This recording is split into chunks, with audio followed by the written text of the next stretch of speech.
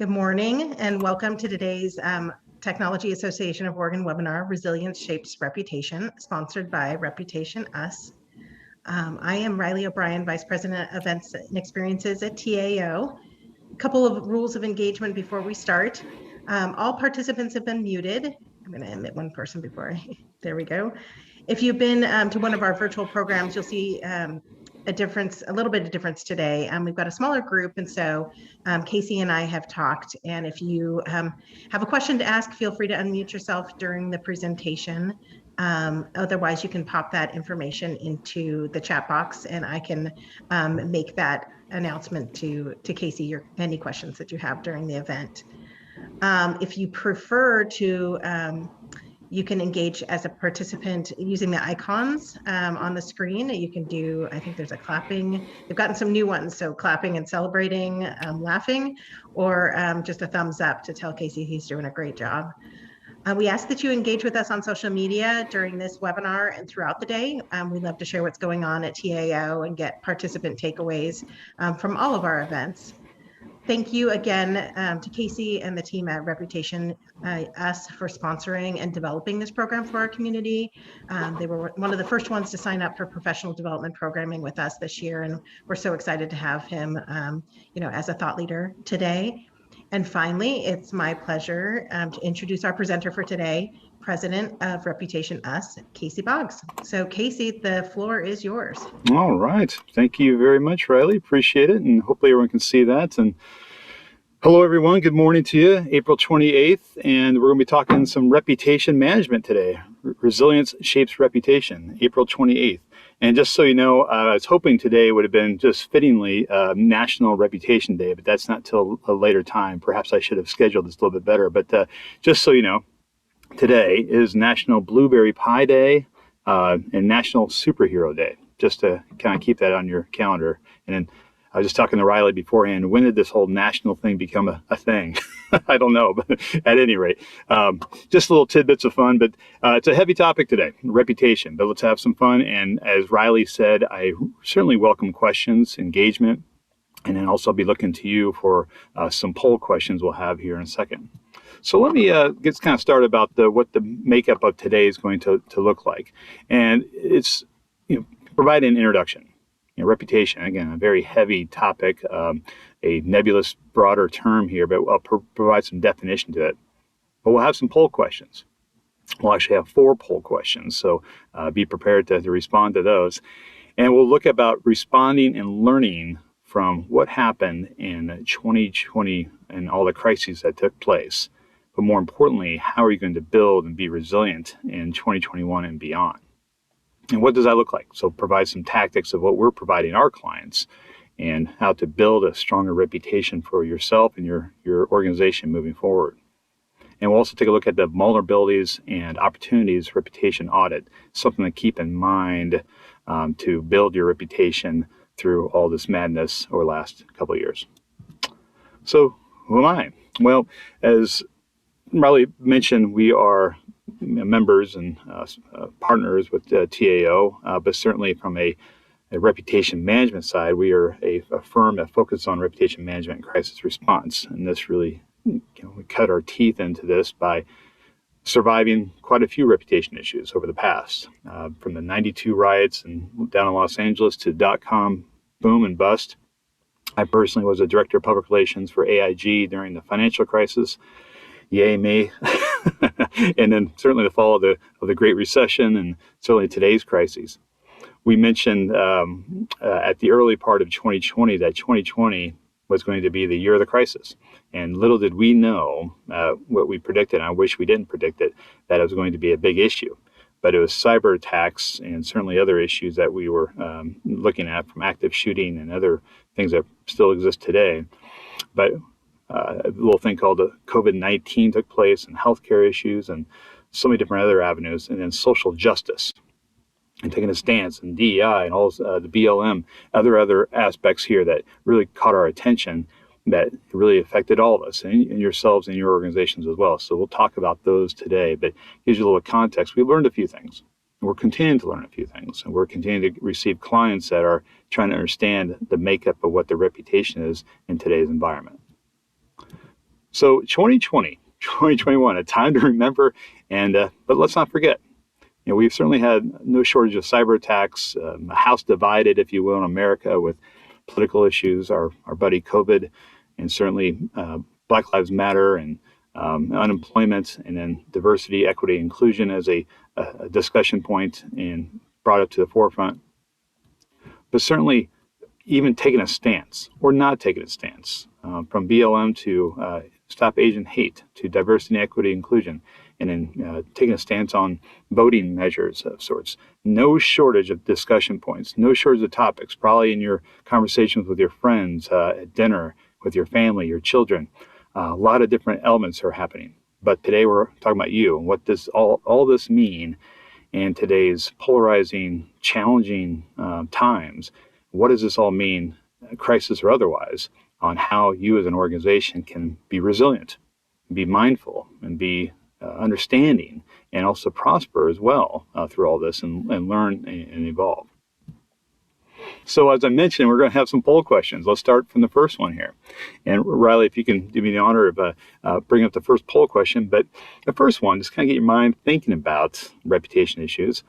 What are the top issues your company, your organization faced in 2020 and early 2021 that have affected its reputation? And you can choose multiple ones, but let's keep it to two. But what are those top issues that, from your organization's point of perspective, not necessarily yourself, but what are those issues? So just take a moment to choose, let's say, two of those that are listed. We have financial impact, health and safety, and your staff, DEI, customer retention and attraction, taking a stance on social issues, and IT cybersecurity, which probably in the technology world, it's probably more prevalent than ever. So just take a couple seconds to think through that, and please participate in voting. Yeah, no shortage of issues. And if there's another one that's not on here, if you feel free to put it on the chat or have questions about it. But all right, we're going to end the polling, but it looks like we have, as the number one, is customer retention and attraction. Customer retention and attraction. I want to say, hey, congratulations, but that is obviously a very prominent part, us included in our firm, finding and retaining talent during this time is a very big challenge. But certainly the financial impact was a big part here. The health and safety and cybersecurity all were prominent fixtures in how you are addressing today's issues. So thanks for participating. So I guess, Riley, I can just shut that down. All right. So get you thinking about it, right? What are those reputational issues? What's most important to you? And we like to say, really, we also put in here Crisis 20. So related to COVID-19, Crisis 20 is what we're calling it. Never let a good crisis go to waste. Never let a good crisis go to waste. While we are all scarred and beaten up and still trying to figure it all out, there's a lot of opportunities through all this to understand how can we be resilient and learn from a few different matters, right? And the other quote we like to use as well is from JFK. When written in Chinese, the word crisis is composed of two characters. One represents danger and the other represents opportunity. One represents danger and the other represents opportunity. So the idea here is you want to understand what are the dangers that are involved with all this, but there are also opportunities, vulnerabilities and opportunities. So what is this thing called reputation I talk about? Well, I want to go for the record is describing what reputation is. Sometimes it is related to brand. Brand and reputation are closely related. But when I mention reputation, I want to make sure that's a clear definition. So one thing to remember is brand is what you are saying about your organization.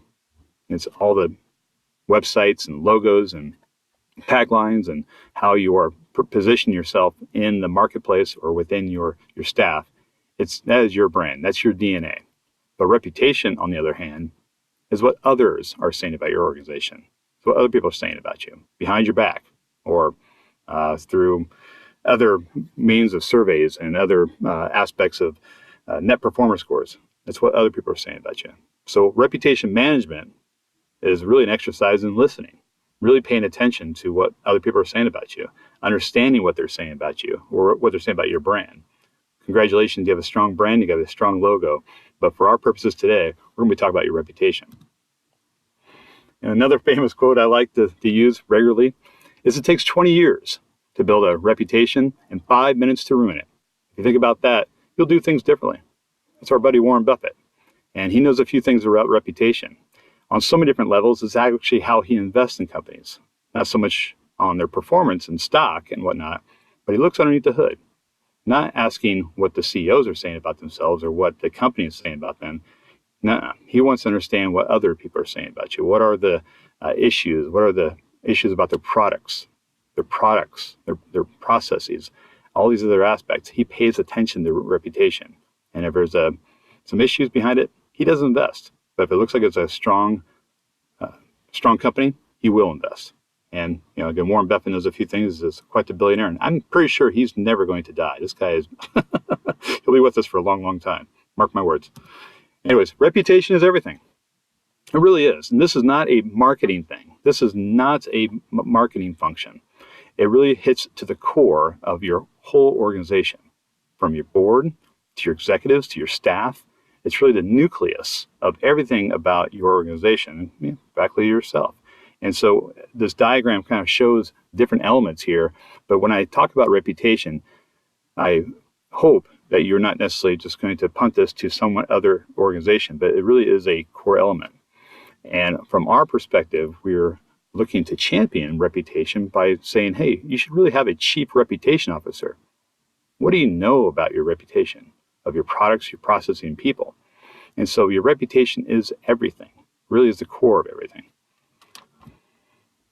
And so, as I mentioned, your reputation is what other people are saying about you. And certainly during a challenging time, we are on a journey to listen, to really listen to our staff, our board, our customers, our public. So the thing we're advocating for our own clients is what we call a listening campaign. A listening campaign. So really throughout the issues that were taking place, as I just illustrated quite a few of them, is to understand what are those issues that are really keeping your target audience up at night. Your leadership team, your managers, your staff, your customers. What are they saying? What are they hearing? What are they doing? Not so much about you, but what are the things that are keeping them up at night? I love the quote from Stephen R. Covey, seek first understand, then be understood. Seek first understand, then be understood. And this is really the core here, because before you start developing more products and services and highlighting all the wonderful things about your company, I think it's really important to really understand now more than ever, what are those issues that are happening, and things have changed and have pivoted. What are those things that are keeping your target audiences up at night?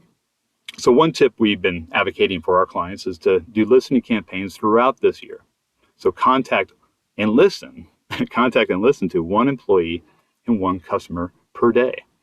Might sound like a lot. We do it ourselves. And what I get out of this is a true essence of what's actually happening here and how they're feeling and how we can be of help, if at all. So that's your tip for the day.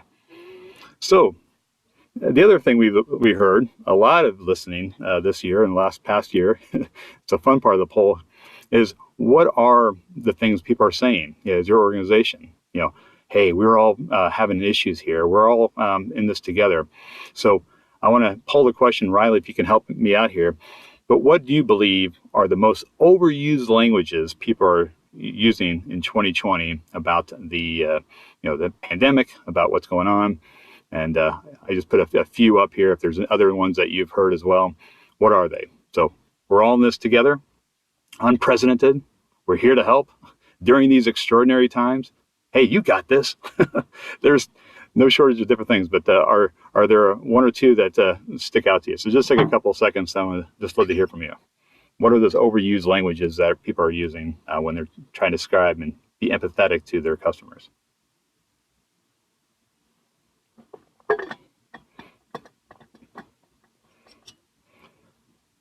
I'm seeing a little bit less and less of this now, which is good, but still the words are lingering out there in commercials and sort of on people's websites. All right, so it looks like during these extraordinary times, are there others as well? But I can't see the comment section, but by all means, if there are comments out there, by all means, let me know. We've got new normal. Oh, yeah. And then I put in, I hate to say it, but resilience. Bite my tongue, huh? Yep, no doubt. So a lot of overused words, and kind of catch yourself because it sometimes becomes, I don't know, white noise after a while. So if you are using those, by all means, be cognizant of it. Maybe try something else. Might actually hurt your reputation. All right. So the other tip we're providing our clients is to be the guide.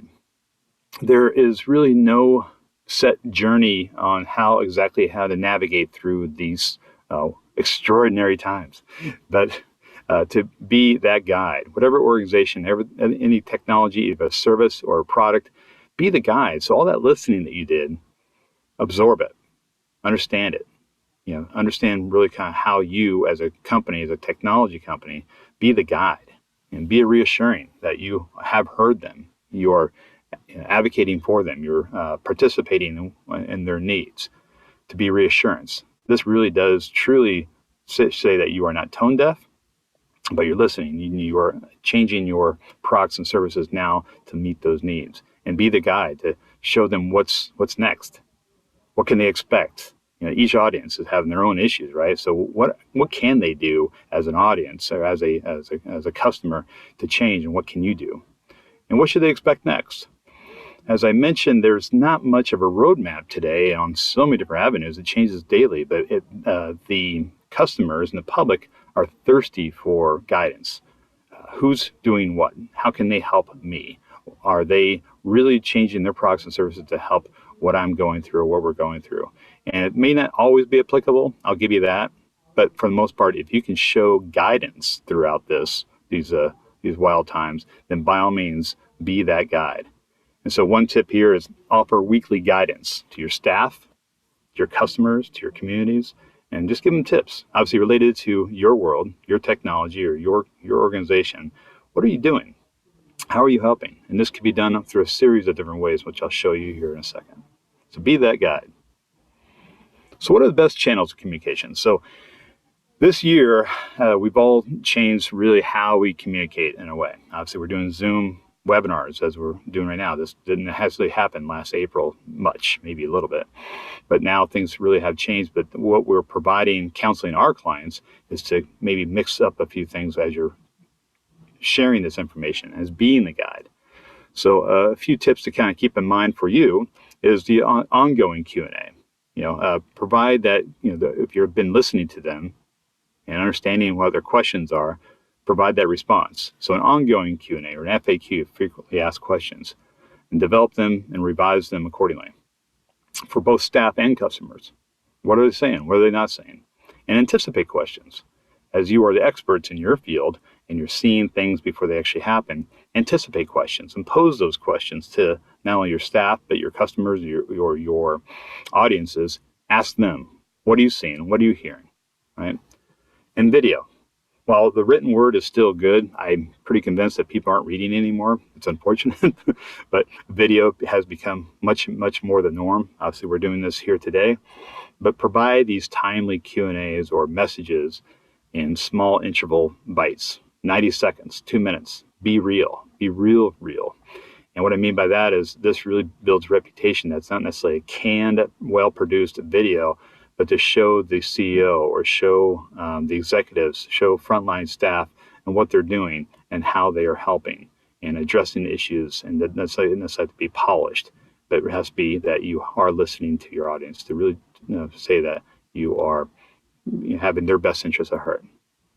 And schedule town meetings. These are other aspects that really build strong bonds with your audiences. Do this regularly.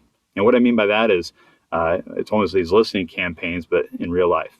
Just, schedule them regularly and offer, various anecdotes and stories and understanding of what's going on, and perhaps your customers can relate. And so the other tips we've had for some of our other clients as well is establish direct channels of communications. That while your customers may call or connect with you via your website or other channels, How about even more direct? Now that the channels of communications have been a little more fine-tuned, become a little bit more direct. So we have actually established some Slack channels as well. So just a few things to kind of keep in mind and best practices we are advocating for our clients through what's going on today. So I want to show you some other examples, other best practices that local, even national, even worst practices are actually happening to kind of relate to as far as who are building strong reputations or attempting to change their way of marketing and how they're expressing who they are. So a local credit union here is IQ Credit Union. I've seen their plaid, their Buffalo plaid is what they're calling it. And so they changed course throughout the pandemic to develop the masks. They also have been part of the community for quite some time, but they've been very boisterous in a lot of their philanthropic efforts and really changing all of their marketing to really help not only their members, and they call in the credit union land members, but they changed how they approach them and really do listen to their needs.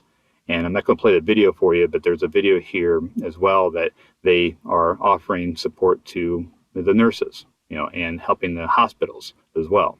So they really dialed in to say, hey, things have changed and we're changing with it. And I had to bring this up. I want to be foolish not to, because you are in the technology world, but I really applaud this effort, this movement. TechTown PDX, TechTown Diversity Pledge. What this is Portland tech companies have come together to create the TechTown Diversity Pledge. It's a movement around achieving greater diversity and creating a more inclusive community in Portland. Applaud that. DEI wasn't really a thing, at least in the acronym side, until this past year. And it should be and has to be, right? Well, diversity and the quest to have a diverse group of people and to be all inclusive and equity have been discussed. The term and the movement is taking place, and TechTown PDX, which I believe TAO is a part of, has been participating in this. And I advocate for it just because I think it's a wonderful acknowledgement. But it's not only saying, it's doing. It's not only saying, it's doing. It's really showcasing that there is a wholehearted movement toward diversity. So kudos. So here's one that didn't do so well. So we all heard the recent Georgia voting issues that took place and exclusion of sorts and the matters at hand. So I don't necessarily want to provide any more than it's already been discussed quite well in the media. But why does this affect companies? Well, one organization, which was the Major League Baseball, they stood out and they stood up and said, hey, none of that, not in this state. We are going to move the All-Star game and as well as the Major League Baseball draft to a different city because we are against what's happening in Georgia. And so kudos to Major League Baseball for taking that stance. It probably wasn't easy. And there's other ways to think about that as well. Well, darn it, Atlanta, you missed the mark on perhaps hiring other people, and this is a bad thing for other parts. There's other ways of thinking about how this affects the city of Atlanta and the state of Georgia. However, they took a stance and quickly. On the other side, major companies have not done so well. Well, I don't want to necessarily poo-poo Delta or Coca-Cola. I have no skin in this game. They're not necessarily clients. But I do want to highlight that Delta and Coca-Cola, while they're based in Georgia, more specifically Atlanta, they did one thing good and one thing not so good during the last few episodes of what's happening, and really kind of hurt their reputation. For Delta and Coca-Cola during the George Floyd movement, they took a stance. They denounced police brutality, and they stood for, and I believe Delta, correct me if I'm wrong, but they even flew the Floyd family to parts of the country throughout the ordeal to help them throughout the case and the lawsuit. And Coca-Cola stood up against that as well. But separately from that, during the Georgia voters matter issue, that they were quiet, very quiet. And it wasn't until later that they had their hand was forced on taking a stance that they finally said something. But the damage was done to the reputation. They didn't say anything. And that by itself was damaging to the products. People, young and old, were saying, you know what, I'm not going to buy Coca-Cola. If they're not going to take a stance on such things as the Georgia vote, then I'm not going to stand for them. And so people are paying attention. So being idle is a choice. Saying nothing is a choice. But people are paying attention that your silence is deafening. So I question here as well today, just more a broad stance that during this time is your reputation is at stake for taking a stance or not. And again, your silence is deafening. Whether you should or should not, we'll leave that to you. And what issues you want to champion, that's at your discretion. Far be it from me to even know your company or your organization. But knowing that not saying something is a choice and there potentially is ramifications. I'm going to go to a poll here, but might be another question. Riley, if there's something I might have missed, by all means, let me know. No, I just put a note into the chat that if anybody has any questions, you can feel free to drop them in there. A question for the question. I like or that. Or if anybody wants to, feel free to unmute, and you're welcome to ask him a question if you need to. Please do. And I will pop that. All right. So let's hear from you now. Let's take a stance. Do you think companies should take a stance on social justice issues? It's a loaded question. I get it. And there may be some variables here. But, yes, no, not sure. We're looking into this question even further from ReputationUs. We are going to commission a poll, a statewide or double state poll in Washington and Oregon about this particular topic, and more details to follow in the coming months. But, I'd like to hear from you. Should companies take a stance? And looks like just from a quick little gathering here that, most of you say yes or not sure. And that's okay, because every situation is different. But in general, do you feel, your company or most people should take a stance? All right, looks like the majority is yes. So if there's comments or thoughts, by all means, share them or unmute yourself. All right. Good. So thank you for that.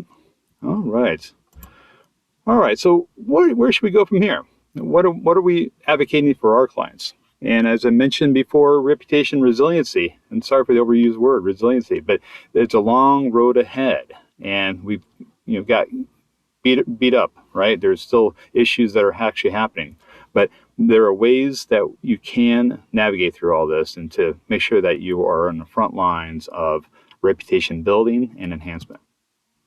So first thing here is to build a reputation task force. A reputation task force. This is not a crisis management task force, but reputation management task force. And what do I mean by that? So the reputation task force looks like this. It's really comprised of, say, 5 people, or it could be even further depending on how large your company is. But it is a task force that's looking at your internal infrastructure, how you connect with your customers, how you engage with the community or your external, and how you connect with vendors and partners. Those are folks who are just as important. So identifying someone or a series of people to be on this committee, this task force, to really identify what your reputation is or is not. So who is it? So this is for you to have and to hold and to review as you see fit. But your reputation task force is developing someone who's going to be championing this. This is the chief reputation officer who is focused on all things reputation. As I said before, reputation is everything. It's not a marketing thing. That's your branding firm. That's your branding company. Your reputation is something else. It hits your staff. It hits your customers. It hits everything, frankly. So who is taking the lead? And who's taking the lead internally? Who's taking the lead on social issues like DEI or other aspects, if it's important to you, your organization? Who's taking lead from a customer standpoint, and also external aspects. So it's really putting your ear to the ground as a reputation task force and deputizing someone internally or a team group internally to take this on. And their job, for the most part, is to identify and solve problems. Identify and solve problems, and then communicate, and communicate often, over-communicate.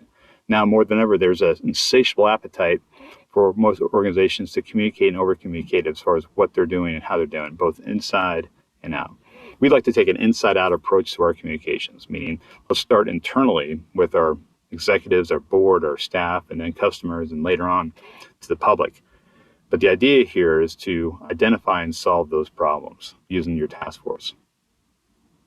And throughout this, as I mentioned before, that reputation management is identifying vulnerabilities and opportunities. We'll have this as a take-home to yourself, but it really is a tip that we provide our clients, is looking at reputation from a spectrum of every department. So if your task force is looking for areas of vulnerabilities and opportunities, have each of your company's departments document the top 5 reputation vulnerabilities now. What are those? Where are we as an organization potentially vulnerable? And what are the top 5 ways to address these vulnerabilities? What are those issues? How can we identify these vulnerabilities? And then what are the top 5 reputation opportunities? Where can we enhance our reputation? What are we doing right? What are we really kicking butt at? And where should we harness these good reputational parts? What are people saying about us that we didn't even know that perhaps we should harness and be more champions of that for our future? So that's part of the reputation task force. So have you all seen the TV show, The Prophet? It's a great show. It's kind of a more of extended version of the Shark Tank, which Shark Tank gets a lot of the attention because of the quick entrepreneurial spirit. People come in and ask for money, and they provide the numbers behind why they should be doing what they're doing. But I've always found The Prophet being a little more deliberate in how they talk about what companies should and should not be doing. So I'm using this as a reference point because as it pertains to reputation, it really is the 3 P's of reputation: your people, your process, and your products. So on the show, they harness, or they hit home on the 3 P's. What are your people all about? What's the process of getting this information to, or products and services to your customers? And what's the product? What are people saying or not saying about your people, your process, and products? While you might believe it's great and it's wonderful and you've done all the work behind it, now's the time to take a look at, to listen to what other people are saying about it. So part of the task force, and you yourself, is identify monthly reputation vulnerabilities and opportunities. And if you give yourself even more focus here, is where are those? There's a lot to talk about here, Casey. But if you can focus on the people, the products, and the process, that'll give you some kind of guidance on how you should be looking at it from a reputational side, and really look at vulnerabilities, not for muckraking purposes. You're not necessarily looking to find all the negative here, but the idea is that you'd rather find it on your watch than during a crisis. We are brought in a lot of times during crisis management, and it is what we do, and we understand it's a part of being a fire person or a first responder in the world of reputation management and crisis response. We get it. But we also advocate to look at it ahead of time. Why not look at some of those vulnerabilities ahead of time on your watch and shore those up, or plug the holes where there are issues before they become an issue? We like to say we enhance the reputation that precedes you before a crisis defines you. And that's just a funny tagline we have, but it really hits home on identifying where are your reputational issues, your people, your products, and processes. And so I believe this is the last poll, so thank you for bearing with me here. But what are the reputational issues here? And so what I'm looking here at is for 2021. Where do you think your company is most vulnerable reputationally in 2021? Where do you think your company is most vulnerable reputationally in 2021? Your products, your processes, your people, and your social issues. And I put that on there as a throw-in because we were talking about social issues earlier. But where are you most vulnerable? So just take a moment to do the polling. So thank you, Riley, for putting that up. Yeah, Casey, and Mark popped in a little comment in the chat talking about sustainability of profit, people, and planet. Yes, it's a great one, Mark. And that as you're looking through the lens of the greater Earth and sustainability, what are you doing or not doing to help, right? And are you helping that cause? Are you developing more plastics? What is that? So from that lens, absolutely. And we understand that these products are a necessity, but can you go an extent further to be a little bit more environmentally friendly to that end? So great point, Mark. Right. So where are you most vulnerable? Products is leading the charge here. And let me, in the polling, I think maybe I'll see the results or share the results. All right. So products is number one, and then process, people, and social issues. So this is for you. This is one of those things where, okay, so are we vulnerable? Where are we vulnerable? And let's look underneath the hood on where our vulnerabilities are. And if you don't know, that's one thing as well. And to understand what those are. All right. So let me stop the poll here. And then the last part here is we conduct a reputation audit.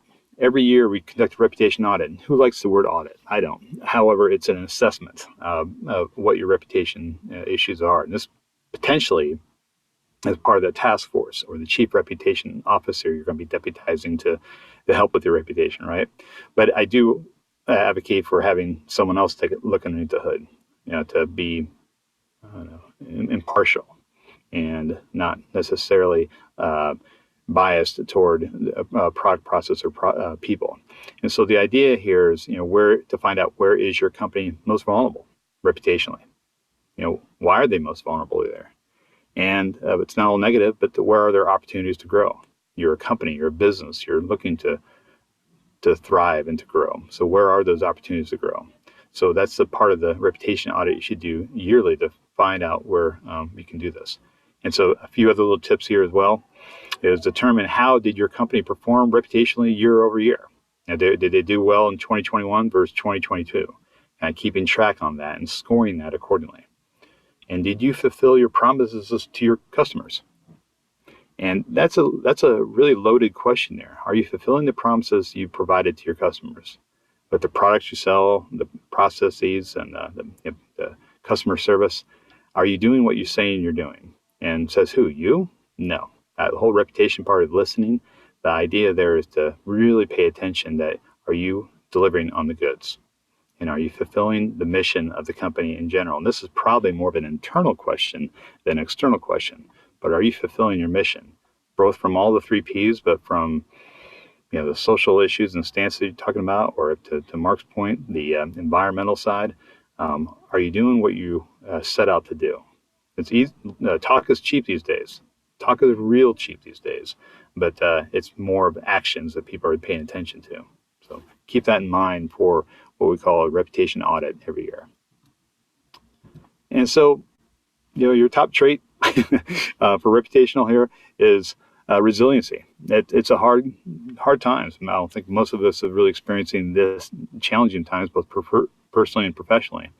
And we will get through it. We're seeing some super great light. Maybe here not in Oregon, because we're going to be shutting down here on Friday for a little bit longer as well for these darn variances. But in general, we will get through this. But the second Winston Churchill quote of the day is, "If you're going through hell, keep going." So you will get through it. But take a look at it reputationally. Might as well look at it from your own prism and taking charge of what your issues are. All right. So that's it. I do want to say thank you, and I certainly offer conversation or opportunity to do some Q&A. I really do appreciate the time. I do want to also highlight that we do have our new ReputationU that's going to be launching on May 5th. Next week. We have it available now, but what this is to train someone internally to become a chief reputation officer or a designated reputation protector. It's a certified program we developed last year because we've been seeing an increase in people looking at reputation as a thing. And so we developed an e-learning course called ReputationU to help in that regards. And if you enroll, you're going to get a discount up until late May. So that's it. If you're interested, love to hear from you. So any questions? I want to open up the floor and allow for time for a Q&A. Yeah, feel free to unmute yourself if you have any questions. One question I have, Casey, is something that we saw over and over again, especially over the summer when we've had a lot of protests here in Portland, is that we often saw people going on the defensive on social media. So I'm wondering if you have any tips and tricks on how to be folks to be proactive rather than reactive on social media when it comes to statements about issues that are at hand, or statements that might come to light about companies. Yeah, it's every situation is different, but as it pertains to issues people are having, if someone gives you a knock on your product or you didn't do enough, your first line of defense is to be defensive, right? And so I advocate not to be defensive, but to first understand and be understood. So if there are measures that are online that you're seeing some themes and some crescendo of issues that are happening with your organization, I advocate not to be defensive, but to really first ask questions like why. Why is that an issue? Or can you get more specific?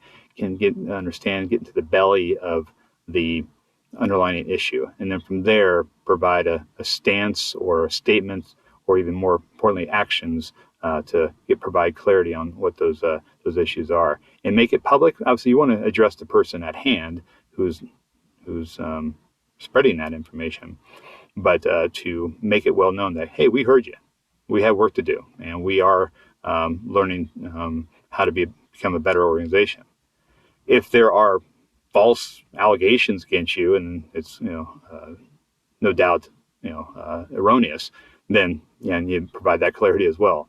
But if there's some legitimate call outs about the group, or if you're not necessarily taking a stance, or Portland in general, or Oregon, that you feel compelled to have a campaign or take a stance on, I advocate toward making that happen and getting behind it, not just for a quick fix, but for the longevity through the pandemic, or through the issues that we're dealing with.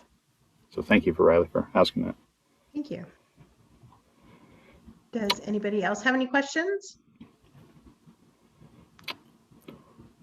Well, thank you, everyone. I appreciate your time and hope this was educational and insightful. And I certainly welcome questions on the back end. I know it's a reputation and crisis management. It's a heavy, heavy topic, but it's a needed thing. We're fielding questions quite a bit for this particular topic. So if you have something on the back end, by all means, contact us at contact@ReputationUs.com, or you can connect with Riley as well. Definitely. Thank you again, Casey. You're always such a great supporter of TAO. We really appreciate you sponsoring this program. This will be back up on our YouTube and on our blog probably by the end of Friday. So if folks want to access it that way. But we really appreciate everybody taking their time to be a part of this today. And we look forward to seeing you at virtual events in the future. Take care, everybody. Have a great day. Bye, everyone.